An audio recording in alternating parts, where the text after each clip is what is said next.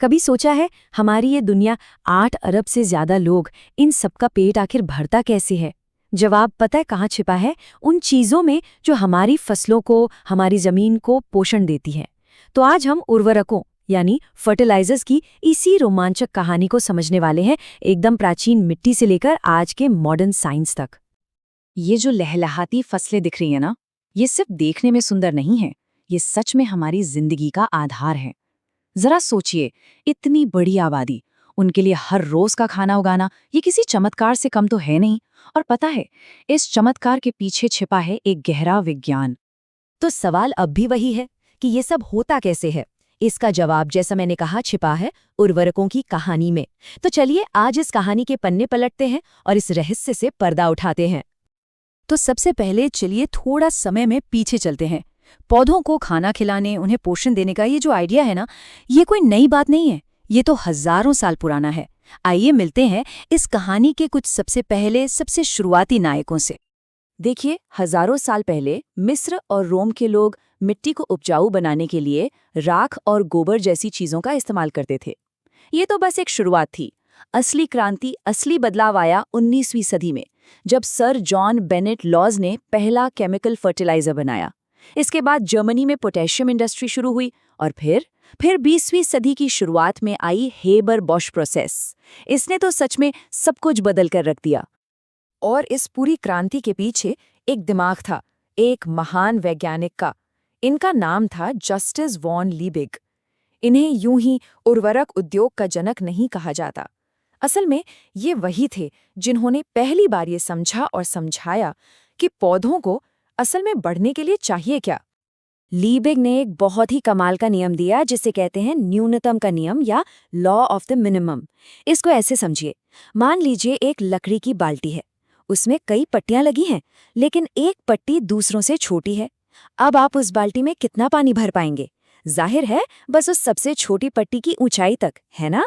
ठीक इसी तरह पौधे की ग्रोथ भी उस एक पोषक तत्व पर आकर रुक जाती है जो उसे सबसे कम मात्रा में मिल रहा हो, भले ही बाकी सब भरपूर हों। तो लिबिग ने तो दी थ्योरी, वो कमाल का आइडिया, और उस आइडिया को असलियत में बदला सर जॉन बेनेट लॉज ने।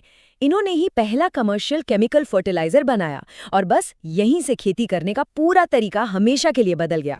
लेकिन अगर बात करें असली गेम चेंजर की, तो वो थी हेबर बॉश प्रोसेस।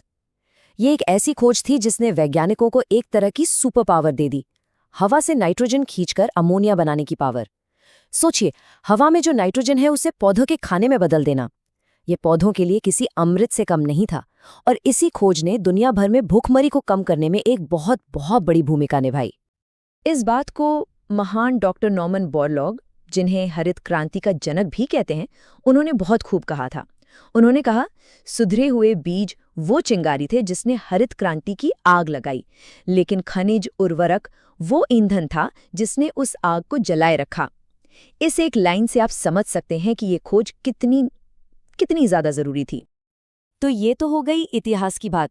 अब थोड़ा विज्ञान की दुनिया में चलते हैं। मतलब आखिर इन पौधों को बढ़ने के लिए चाहिए क्या होता है? आइए एक नजर डालते हैं इनके डाइट चार्ट पर।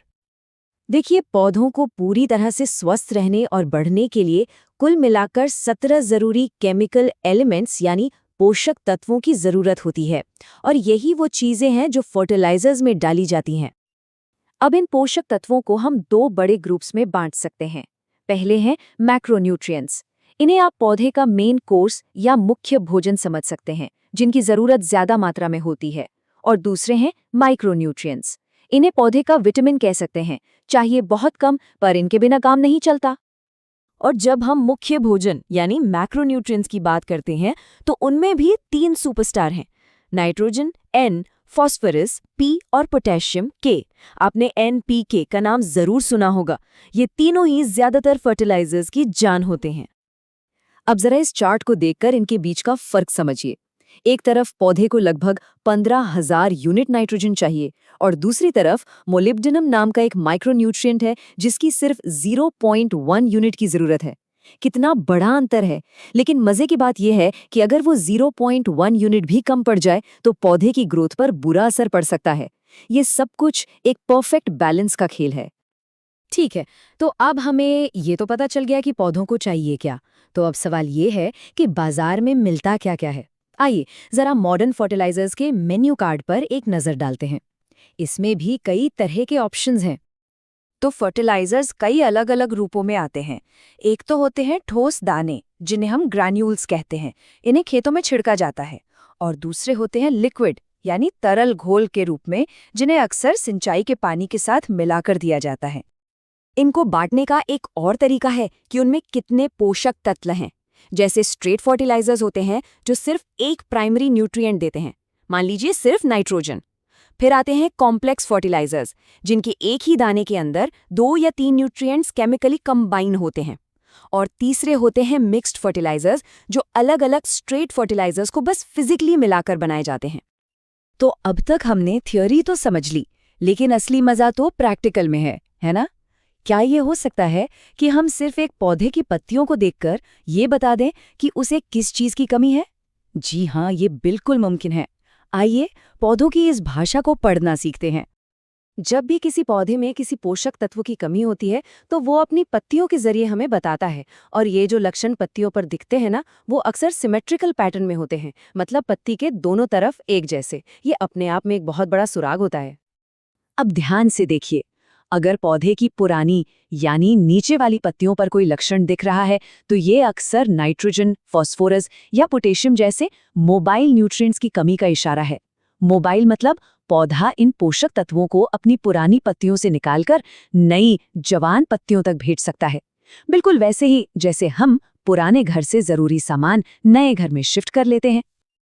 लेकिन अगर लक्षण पौधे की नई यानी ऊपर वाली पत्तियों पर दिख रहे हैं तो इसका मतलब है कि सल्फर, कैल्शियम या बोरॉन जैसे इमोबाइल न्यूट्रिएंट्स की कमी है। इमोबाइल मतलब ये पोषक तत्व जहां पहुंच गए वहीं फिक्स हो जाते हैं। पौधा इन्हें अपनी मर्जी से एक जगह से दूसरी जगह नहीं ले जा सकता।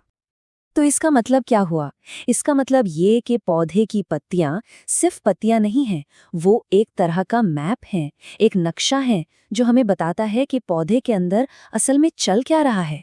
और अगर हमारे पास सही जानकारी हो तो हम इस नक्शे को पढ़कर पौधे की बिल्कुल सही मदद कर सकते हैं।